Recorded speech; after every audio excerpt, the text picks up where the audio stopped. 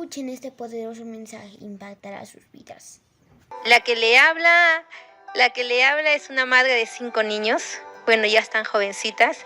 El que está a mi lado es mi esposo. Tenemos ya 23 años de casado. Durante el proceso, mi esposo no ve en la actualidad. Mi esposo perdió la vista. Pero yo tengo siempre ese celo de cuidar a mi esposo, de tenerlo bien limpio, bien vestidito, bien cambiadito. Bien elegante lo tiene usted hoy ahí, ¿eh? Me encanta. Un aplauso sí. por el cuidado de la esposa. Me encanta tenerlo así, mi esposo, ¿no? Es un celo santo que uno tiene. Y a veces, por la misericordia de Dios, nosotros nos encanta hacer la obra del Señor. Vamos a muchos lados. Disculpe, hermana, ¿ustedes se casaron que él tenía ya problemas con la nos vista? casamos de jovencito, a la edad de 19 años, pero mi esposo veía. Ok. No, nos casamos a los 24. A los 24 años, perdón, nos casamos, ¿no? ¿Y fue un en el accidente, una proceso, enfermedad? Una impresión fuerte que tuvo porque mi esposo tenía miopía.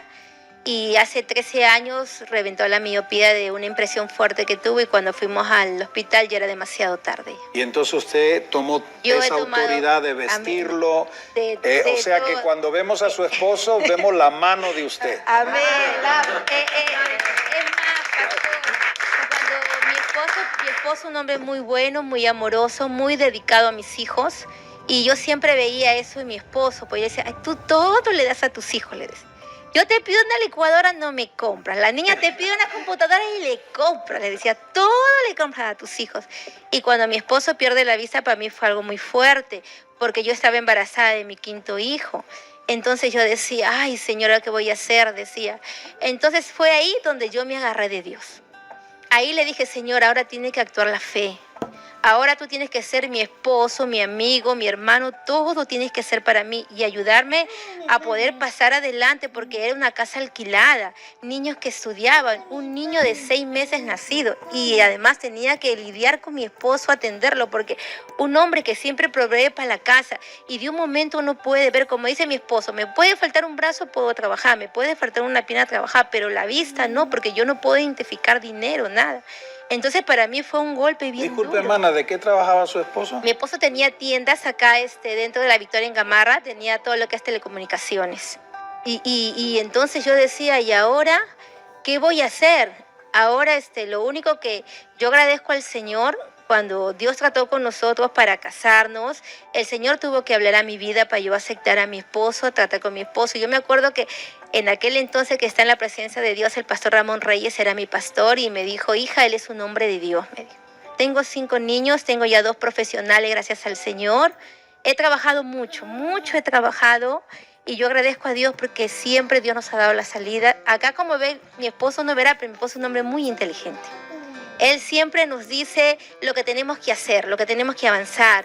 Siempre como yo le digo, papi, le digo, a pesar que yo trabajo, él es el que administra todo el dinero. Yo le doy a él todo, él lo administra, él dice lo que va a hacer, lo que no se va a hacer. Siempre le doy la autoridad, le doy su lugar para que Dios nos bendiga, para que Dios se agrade.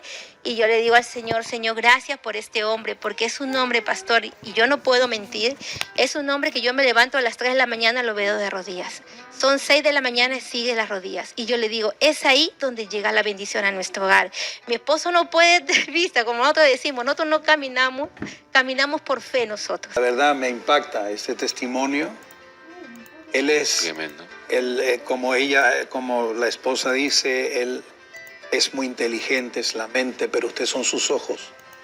Y le hago una pregunta, cuando le entrega el dinero, ¿cómo reconoce los soles si son...? Micrófono. Yo le doy todo a mi esposo y él siempre pregunta, ¿no? ¿Cuánto es esto? ¿Esto se va a gastar? Es más, pastor, hasta el día de hoy, gracias al Señor, yo no sé administrar dinero, la verdad que yo no sé administrar, pero con mi esposo no nos falta absolutamente nada. Yo le digo, oye, ¿tú cómo haces? Ese dinero crece en tu bolsillo y crece. La cosa que no nos falta nada a nosotros, pastor.